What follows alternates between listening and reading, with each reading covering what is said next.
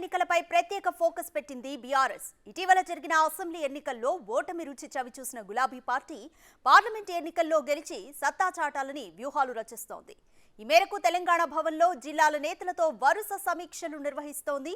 Assembly ఎన్నికల్లో సిట్టింగులకు సీట్లు అప్పచెప్పి షాక్ తిన్న బీఆర్ఎస్ ఈ ఎన్నికల్లో ఆచితూచి అడుగులు వేస్తూ అభ్యర్థుల ఎంపికపై కసరత్తు చేస్తోంది.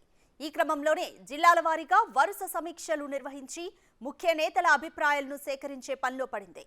ఇవాళ నిజామాబాద్ పార్లమెంట్ నియోజకవర్గ ముఖ్య నాయకులకు సమీక్ష నిర్వహించనుంది. ఈ సమావేశానికి ఎమ్మెల్యే కవిత, ఎమ్మెల్యేలు, మాజీ ఎమ్మెల్యేలు హాజరు కానుండగా మాజీ మంత్రి కేటీఆర్ సమీక్షించనున్నారు.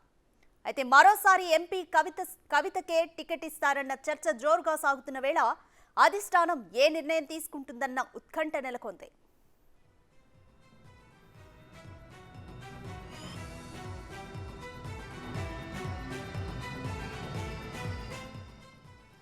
గత ఎన్నికల్లో కవితకు అవకాశం ఇచ్చింది బీఆర్ఎస్. అరవిందే పైచేయి కావడంతో కవితకు ఓటమి తప్పలేదు. దీంతో ఈసారి ఎలాగైనా గెలవాలన్న కసిలో కవిత ఉన్నట్లు తెలుస్తోంది. మరి తాను ఆశిస్తున్నట్టు ఈ ఎన్నికల్లో బీఆర్ఎస్ టికెట్ కేటాయిస్తుందా లేదా అన్న అంశం ప్రస్తుతం హాట్ టాపిక్ గా మారింది. అలాగే కేసీఆర్ కూతురుగా కవిత గాని బరిలోకి దించితే ఆమెను ఢీకొట్టేందుకు బీజేపీ, కాంగ్రెస్ ల వ్యూహం ఏంటి?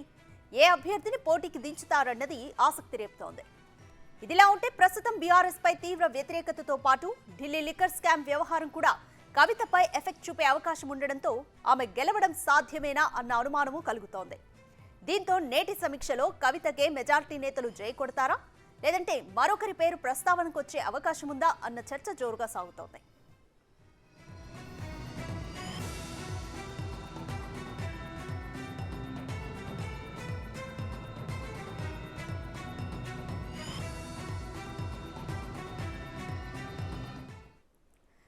కంప్లీట్ డీటెయిల్స్ మా ప్రతినిధి సైదులు అందిస్తారు. సైదులు, లోక్సభ ఎన్నికల నేపథ్యంలో లోక్సభ నియోజకవర్గ నేతలతో ఈరోజు బీఆర్ఎస్ పార్టీ కూడా సమావేశం నిర్వహిస్తుంది. ఈరోజు నిజామాబాద్ జిల్లాలో నిర్వహిస్తుంది.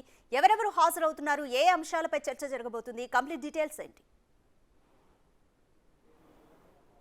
రాధిక, లోక్సభ ఎన్నికలు దగ్గర పడుతున్న నేపథ్యంలో బీఆర్ఎస్ పార్లమెంటరీ సమీక్ష సమావేశాలు అయితే కొనసాగుతున్నాయి. జనవరి 3 నుంచి జనవరి 21 వరకు కూడా ఈ సమీక్ష సమావేశాలు కొనసాగుతాయి. అంటే తెలంగాణ రాష్ట్రంలో ఉన్నటువంటి 17 లోక్సభ స్థానాలకు సంబంధించి ఒక్కొక్క రోజు ఒక్కొక్క పార్లమెంటరీ సమీక్ష సమావేశం కొనసాగుతుంది.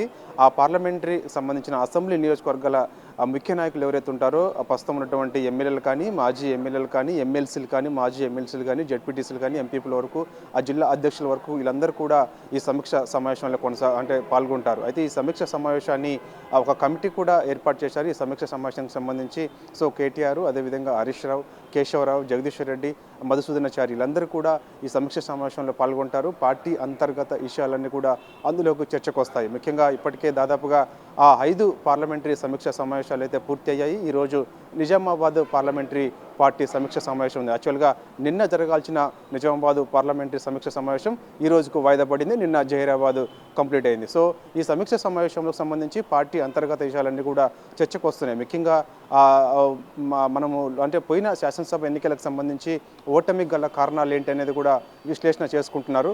సో అదేవిధంగా రాబోయే పార్లమెంటరీ ఎన్నికలకు సంబంధించిన వ్యూహం ఎలా అనుసరించాలి, ఖచ్చితంగా అంటే పోయినసారి మనము దాదాపుగా గెలిచిన సీట్లు ఏదైతే ఉన్నాయో అవన్నీ కూడా అంటే తెలంగాణ రాష్ట్రంలో ఉన్నటువంటి 17 లోక్సభ స్థానాల్లో 9 స్థానాలు బీఆర్ఎస్ గెలిచింది కాబట్టి ఆ స్థానాలను కాపాడుకోవాలని, తిరిగి అవసరమైతే మరికొన్ని స్థానాల్లో కూడా ఖచ్చితంగా గెలిచే అవకాశాలు మనకు మెండుగా ఉన్నాయి కాబట్టి గెలవాలనేది కూడా ఇటు నాయకులకు దిశానిర్దేశం చేస్తున్నారు.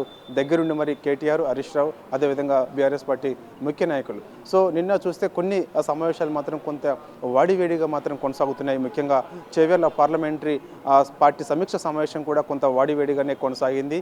ఎందుకంటే పార్టీ అంతర్గత కుమ్ములాటలు సంబంధించి ఇద్దరు వ్యక్తుల మధ్య ఉన్న విభేదాలు మరోసారి బయటపడ్డాయి.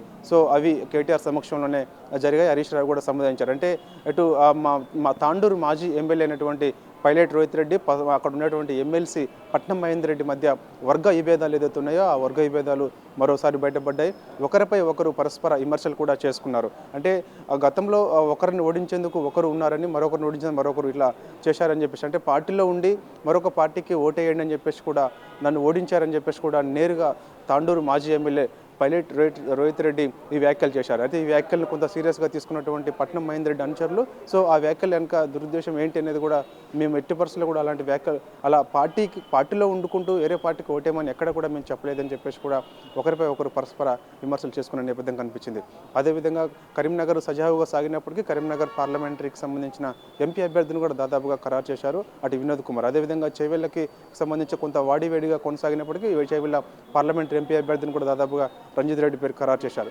జహీరాబాద్ మాత్రం సిట్టింగ్ ఎంపీ అనేటువంటి బీబీ పాటిల్ ఉన్నారు. సో కాకపోతే టికెట్ ఆయనకే కేటాయిస్తారా లేదా అనేది కూడా తెలియాల్సి ఉంది. సో ప్రస్తుతం మీద అది కన్ఫర్మ్ కాలేదని చెప్పేసి కూడా చెప్పారు. సో ఇక అదేవిధంగా మనకి ఫస్ట్ జరిగినటువంటి ఆదిలాబాద్ పార్లమెంటరీ సమీక్ష సమావేశం కూడా కొనసాగింది. ఆదిలాబాద్ పార్లమెంటరీకి సంబంధించిన అభ్యర్థి ఎవరనేది కూడా కన్ఫర్మ్ చేయలేదు. కానీ ఈరోజు మాత్రం నిజామాబాద్ పార్లమెంటరీ సమీక్ష సమావేశం కొనసాగుతుంది. సో ఈ నిజామాబాద్ పార్లమెంటరీ సమీక్ష కంప్లీట్ అయిన తర్వాత నేరుగా అభ్యర్థిని వాళ్ళు ప్రకటిస్తారు. అంటే ఇప్పటికే ఖచ్చితంగా నేను నిజామాబాద్ ఎంపీ అభ్యర్థిగా పోటీ చేస్తానని చెప్పేసి కూడా కవిత కూడా చెప్తున్న నేపథ్యం కనిపిస్తుంది. సో అదేవిధంగా ఆమెకి ఖచ్చితంగా ఇప్పుడు టికెట్ ఆమెకి దాదాపుగా ఖరారు చేస్తారు లేకపోతే వేరే వాళ్ళకి పోటీలో ఉంటారనేది కానీ దాదాపుగా అయితే మాత్రం కవితనే ఖచ్చితంగా నిజామాబాద్ నుంచి ఎంపీగా పోటీలో ఉన్నారని చెప్పేసి కూడా ఉంటుందని చెప్పేసి కూడా బీఆర్ఎస్ భావిస్తుంది. సో దీన్ని బట్టి చూస్తే మాత్రము ఈ సమీక్ష సమావేశాలు మాత్రం వరుసగా కొనసాగుతున్నాయి. సో ఈ సమీక్ష సమావేశాలు మాత్రం అయితే ఈ నెల 21 వరకు కూడా కొనసాగుతున్నాయి. పార్టీ అంతర్గత విషయాలన్నీ కూడా చర్చించుకుంటున్నారు. Radhika. Right, thank you Saidulu.